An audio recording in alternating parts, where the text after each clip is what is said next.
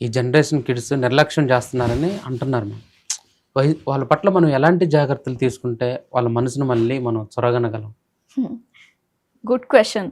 చాలామంది నేను పిల్లల్ని కొట్టకూడదు, తిట్టకూడదు, అది మెంటల్ ఎఫెక్ట్స్ ఇంకా బిహేవియరల్ ఇష్యూస్ ఎక్కువ అవుతాయి, ఇలా నేను వీడియోస్ చేసినప్పుడు కానీ కొట్టకూడదు, తిట్టకూడదు అనే కాన్సెప్ట్ తీసుకొచ్చినప్పుడు చాలా మంది పేరెంట్స్ కింద కామెంట్ చేసేది ఏంటి అంటే, మన పేరెంట్స్ కూడా కొట్టారు కదా, మనం బాగానే ఉన్నాం కదా కదా.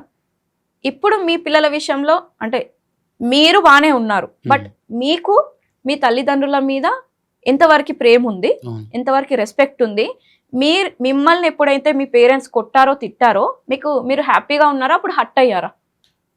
అప్పుడు ఆ క్షణం హర్ట్ అయినా కానీ తర్వాత మనకు అర్థమవుతుంది. కానీ కొంతమంది పేరెంట్స్ అసలు కారణం లేకుండానే కొట్టేవాళ్ళు, తిట్టేవారు.